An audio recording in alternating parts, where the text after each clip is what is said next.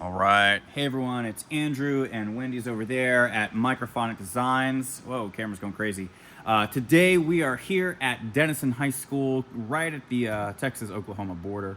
And we are on the precipice of having this audio system totally complete and finished. Wendy's finishing up a few other things right now, but I figured I would go ahead and give the tour of the system and kind of show what we have going on.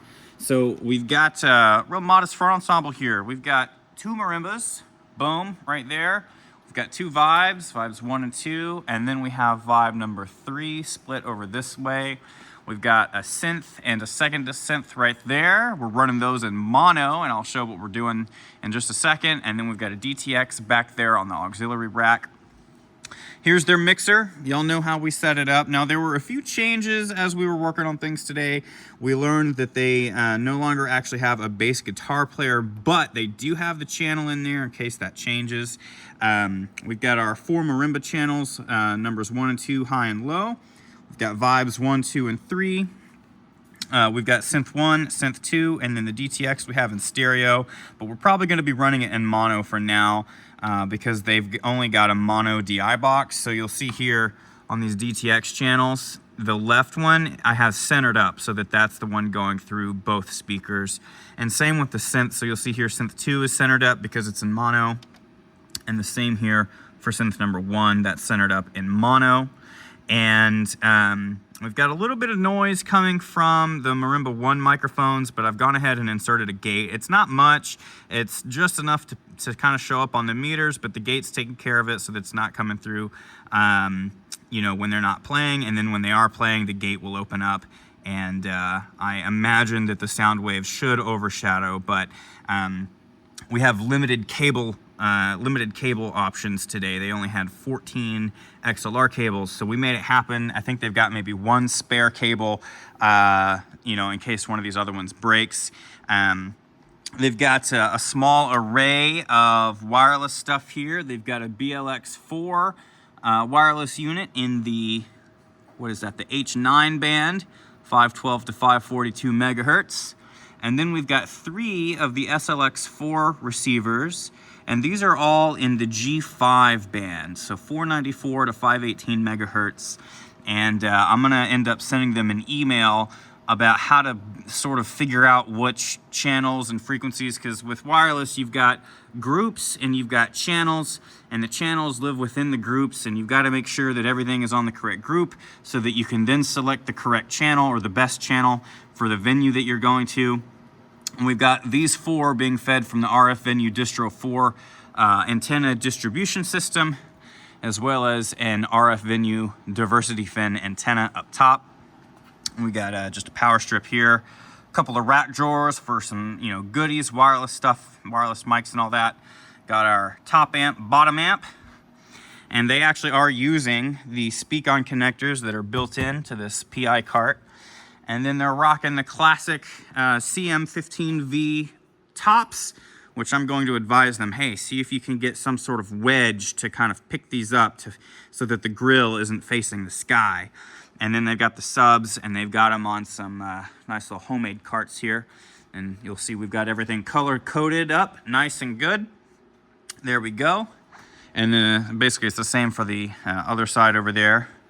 Now for cabling, it took me a little while to kind of figure out how we were going to do things. Basically what we've got is marimbas 1 and 2. These cables kind of come in this way, and they meet a modular snake breakout cable. Now this is not how I would normally use a breakout cable. You'll see that here where we're connecting from the synths and this vibraphone, we're connecting straight on to the breakout cable. Now normally I don't do that. I like to have a cable between the breakout and where we connect, and so that way, you know, if a kid forgets to unplug and they shred a cable, it's not the expensive breakout cable that takes the damage, it's the, you know, a buffer cable. But we don't have enough cables to do that here. So we're just gonna make sure that the students are well trained to unplug so that they will not forget, so that their breakout cable here will be just fine. And you'll see how this, like this mic, the cable just comes across. Boom, we've got all of the excess length, and then we bring it up and over.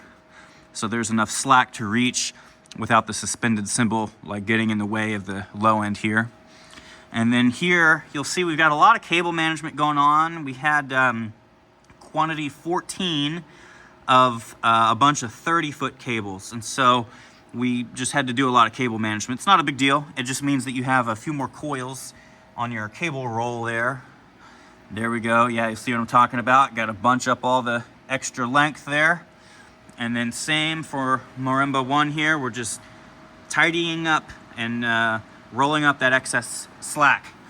Now here they have a Titan frame, and we are using some pencil condensers. And you'll notice I had to get these mics on there somehow, so we used some bungee cords and just zip tied the mics onto the bungee cords. Now these, they're not going anywhere. I mean, that's on there. It's pretty solid, so I'm not worried about these mics falling off or anything. Same down here. I'm not worried about that. So we're good to go. Down this way, this vibraphone, check it out. Clean cabling, rolling up that extra slack right there. Y'all know what's good, keeping it clean. And then again, here in this case, we have another breakout cable where we're just attaching straight to that breakout cable. I've got all of the 4 channels that are extra kind of tied off over here. And then we've got our blue over here coming from the DTX, the white from the vibraphone, and then the red there. You'll see this channel right here from the breakout cable kind of got wrapped in to this whole thing. And then look at this microphone. We only had a dynamic mic for this first vibe, and look how I kind of figured out how to mount this on there. I basically looped a bungee from up top around this, whatever this thing is, down, around, up, zip tied the mic in between the 2 bungees. So that's like truly centered in the middle of the vibraphone. And then we've just got the cable coming down. So look, sometimes you have to just make it work, right? Like having clamps and the, you know, shock mounts and all that is like a really great way to do it.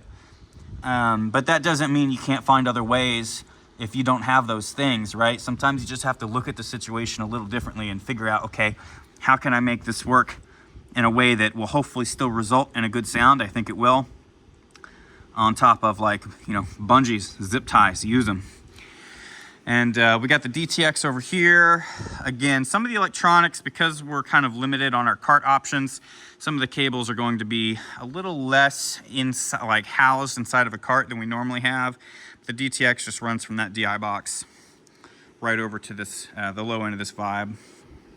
Inside of the mixer cart also got cleaned out today. Denison is a first-time installation client, so if you ignore, excuse me here, if you ignore these cables, which are for my Wi-Fi router, you'll see it's decently clean. Like, we got the mod snakes in there, but like that's it. We got the wireless coming over, not much going on, which is what we want. We don't want anything more than we need in there. And this cart actually has like a hidden trap door over here, so when we bundle up the snakes and put them in there, they'll just pull the disconnected side out of this side panel instead of opening up the rear doors here. As far as the synths go, again, kind of limited on cart options. That's okay. That's okay, y'all, because it's one of those things where, like, because we have it set up now pretty early in the season, I'm confident that these students are going to sort of figure out their way to keep things nice and tidy and clean so that they don't have too much trouble setting up each time. But yeah, we just got our 2 DI boxes. This one is for the Modi X7. The yellow one is for the Casio keyboard. And then we have the cables coming over. They're color-coded yellow and green. And the green tape that we use is like the exact same shade as the DI box. You can't really tell, but there is a piece of tape there on the end. And then that just meets over here this breakout cable. So that's pretty much it, y'all. Just a quick walkthrough over what we got going on here at Denison. Again, I think the big reminder for all of this is just that sometimes you just have to get creative with what you have. And, you know, I definitely don't want people out there to think that you have to have the proper clamps and the mic arms, and that stuff helps, believe me, it does. But sometimes when you gotta just make it work, gotta get creative. So I'm pretty proud of some of the solutions we came up with. Wendy's doing a great job. I'm not even gonna mention which cabling is hers anymore because she's getting pretty good at it. We're like, it's like, all right, that's exactly how I would do it. So we're getting there with our workflows and everything. So I'm real proud of how far we've come with how we do these things and everything. So let me know, y'all, if you've got questions about anything you saw. In fact, I helped Denison get set up with some of the equipment and I look forward to hopefully earning their business and helping them acquire future upgrades as well. So until next time, y'all, take it easy. I'll see you then. Peace.